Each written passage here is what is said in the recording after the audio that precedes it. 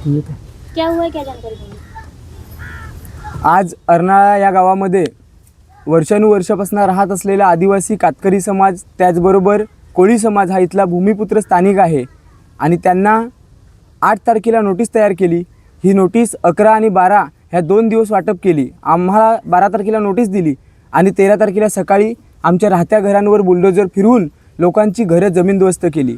एके बाजूने सरकार सांगतंय की दुपारी 12 ते 3 घराच्या बाहेर पडू नका, पण आज ही जी तुम्ही परिस्थिती पाहिली तर घरावर आमच्या छप्पर नाही, दुपारी उन्हात राहत नाही आणि रात्री मच्छरमध्ये राहत नाही, अशी परिस्थिती निर्माण झालेली आहे।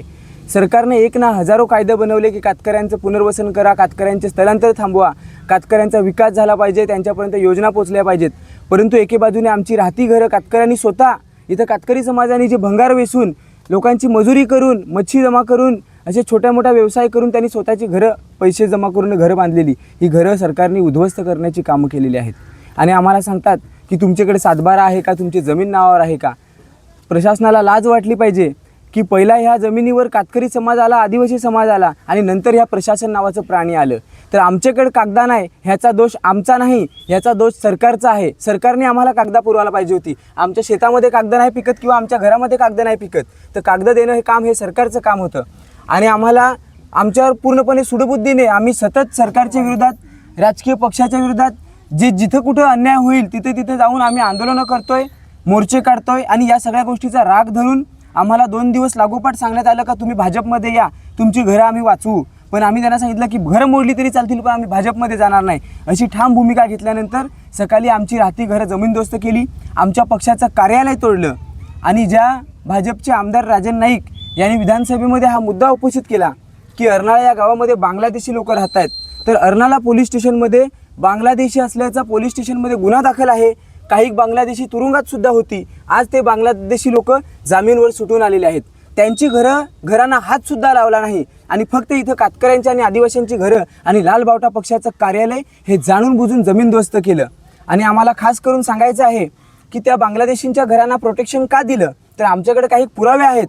जिल्ह्याचे खासदार हेमंत सवरासाहेब आणि इथलं बीजेपीचं माजी जिल्हाध्यक्ष महेंद्र पाटील आणि बाकीचे जेव्हा भाजपचे नेते या गावामध्ये आले होते अर्नाळ्याची स्मशानभूमीचं उद्घाटन करण्यासाठी, तेव्हा यांच्यासोबत 10 ते 15 पण गावातलं स्थानिक लोक नव्हते आणि तेव्हा मेजॉरिटी दाखवण्यासाठी या लोकांनी बांगलादेशींना जमा केलं आणि त्यांच्या फोटोमध्ये ह्यांच्या खांद्याला खांदा लावून तो बांगलादेशी लोक उभे आहेत आणि त्यांच्या घरांना या लोकांनी प्रोटेक्शन दिलं आणि आमच्या पक्षाचं कार्यालय आणि आमची घरं उद्ध्वस्त केली। आज या ठिकाणी कातकरी समाजाचे नेते आणि कोळी समाजाचे कार्यकर्ते, आगरी सेनेचे नेते, बहुजन विकास आघाडीचे उपमहापौर काल येऊन गेले, त्याचबरोबर उद्धव बाळासाहेब ठाकरे शिवसेना यांचे जिल्हा प्रमुख आणि बाकी सर्व चळवळीतले कार्यकर्त्यांनी आम्हाला कॉन्टॅक्ट केलेला आहे, आम्हाला धीर देण्याचं काम केलेलं आहे। आमच्या पक्षाचे जिल्ह्याची कमिटी, राज्याचे प्रतिनिधी आणि सगळे शहापूरपासून सगळे कार्यकर्ते या ठिकाणी आम्हाला बळ देण्यासाठी आज आलेले आहेत। आणि आम्ही सर्वांनी निर्णय घेतला काल की आपण जर आपली घरं अशा पद्धतीने कोणाच्या तरी खोट्या माहितीने आपली घरं तोडली गेली तर मग आमदार, इथल्या जे आमदार आहेत स्नेहा दुबे पंडित, त्या श्रमजीवी संघटनेतून अतिशय चळवळीतून वर आलेले आहेत आणि आज आमदार बनलेत। खरं म्हणजे आम्ही कम्युनिस्ट पक्षाचं काम करतोय, आम्हाला मारून 2 तुकडे केले तरी चालतील, पण आम्ही भाजपला मतदान करणार नाही अशी आमची परिस्थिती होती। पण आम्ही सोनूताईला बघून, स्नेहा दुबेंना बघून त्यांना मतदान केलं आणि आज त्याचा पस्तावा आम्ही भोगतोय। जास्ती नाही, फक्त 3000 मताने सोनूताई निवडून आली आणि ती मतं आम्ही सांगू शकतो हक्काने की आमची लोकांची मतं होती। आम्ही लोकांना रात्री घरात जाऊन सांगितलं की दुसरं कोणी नको, आपल्याला सोनूताई जरी भाजपची असली तरी ती आपल्या लोकांच्या प्रश्नावर काम करेल। आज आम्हाला दुःख वाटतं की जेव्हा मावशी आम्हाला मारते तेव्हा आईचं कर्तव्य होतं की तिने आम्हाला वेंगत घेतलं पाहिजे, आम्हाला धीर दिलं पाहिजे। जेव्हा बाहेरच्या आमदारांनी हा मुद्दा विधानसभेमध्ये उपस्थित केला की यांची घरं तोडा, तेव्हा आमच्या आमदारांनी का नाही आमची बाजूने आमची भूमिका का नाही मांडली, याच्यामुळे आम्ही त्या भारतीय जनता पक्षाचा निषेध करतो। आणि समाज म्हणून सगळ्या जिल्ह्यातल्या आणि सगळ्या राज्यातली लोकांनी एकत्रित आलं पाहिजे आणि आज ही गरज आहे लोकांना धीर देण्याचं। तुम्ही जर बघितलं तर महिलांना खेचलं त्या ठिकाणीहून, त्या बाईच्या पायात सलाई घुसली, एका बाईचा पाय फ्रॅक्चर झाला आणि मुलगी शाळेत जाणारी, एक तर अनाथ मुलगा आहे, त्याची आई पण नाही, अशी परिस्थिती सगळी या ठिकाणी निर्माण झालेली आहे। आज या ठिकाणी आम्हाला पत्रकारांनी सपोर्ट दिला आणि बाकीच्या सुद्धा आम्ही मोठ्या पत्रकारांना सांगू इच्छितो की येत्या सोमवारी आम्ही वाघोळी या ठिकाणी मोठ्या संख्येने जमणार आहोत आणि तिथं जमून आम्ही शांततेने, प्रेमाने राजन नाईक यांच्या, आमदार राजन नाईक यांच्या घरावर जाणार आहोत। आमचा उद्देश एवढाच आहे की आमदार म्हणजे लोकप्रतिनिधी आहेत, त्यांना आम्ही निवडून दिलेलं आहे आणि जर त्यांना कोणीतरी खोटी माहिती देऊन विधानसभेमध्ये हा मुद्दा उपस्थित करायला लावला आणि त्यांच्या खोटी माहितीमुळे जर आमची घरं मोडली तर खरी बाजू काय आहे ती ही खरी बाजू सांगण्यासाठी आमदारांच्या घरावर आम्ही जाणार आहोत. आमदारांनी सोमवारी घरी थांबावं आणि आमच्या लोकांचं म्हणणं काय ते ऐकून घ्यावं आणि जर आमदार थांबले नाहीत तर आम्ही समजून जाऊ की हे BJP सरकार आणि हे आमदार आदिवासींच्या, गरिबांच्या, कोळ्यांच्या आणि कष्टकरी वर्गांच्या पूर्णपणे विरोधात आहेत. एक तर त्यांनी इथं यायला पाहिजे होतं. आज सगळ्या पक्षाची अख्खा महाराष्ट्र बघतोय की देशाभरामध्ये काय चाललंय, इथे जी परिस्थिती झाली ती. मात्र आमदार, दोन्ही आमदार, खासदार ह्याच्यावर बोलायला तयार नाहीत. तर त्यांनी इथे यायला पाहिजे होतं. सोमवारपर्यंत जर आमच्या लोकांना पुनर्वसन झालं नाही, आहे तिथंच आमच्या लोकांची घरं बांधून दिली नाही, तर आम्ही सोमवारी आमदार राजन नाईक यांच्या घरावर जाणार आणि प्रांत आणि तहसीलदार आणि संबंधित जे अधिकारी आहेत त्यांनासुद्धा आम्ही त्या ठिकाणी बोलावणार आहोत की राजन नाईक यांच्या घरी यावं. आणि आम्हाला पोलिसांवर दोष द्यायचा नाही, प्रशासनावर दोष द्यायचा नाही. पोलिसांना आणि प्रशासनाला जशा पद्धतीने राज्य आणि केंद्र सरकारने या BJP सरकारने दबाव निर्माण केला तशा पद्धतीने त्यांनी आमची घरं मोडलेली आहेत. मात्र ह्याचा आम्ही निवडणुकीच्या काळामध्ये एकदम चोख न चोख हिशोब करू. ज्यावेळी आमची घरं मोडली, आमच्या ऑफिसं मोडली, तेव्हा आमच्या डोळ्यातनं अश्रू आला आणि त्या अश्रूचा बदला आम्ही येत्या दिवसामध्ये त्यांच्यात लोकशाही मार्गाने आम्ही तो बदला घेतल्याशिवाय राहणार नाही. आमचे बाकीचे पदाधिकारी ही लोकसुद्धा सविस्तर माहिती देतीलच. एक सेकंड, आपने जो बोला कि BJP के ज्वाइन कर जाओ, BJP में आ जाओ, आपने पिछले जो त्वरित कार्रवाई होती तभी भी आपने बोला, तो ये कौन थे BJP वाले जो आप लोगों को बोल रहा था कि BJP में आ जाओ?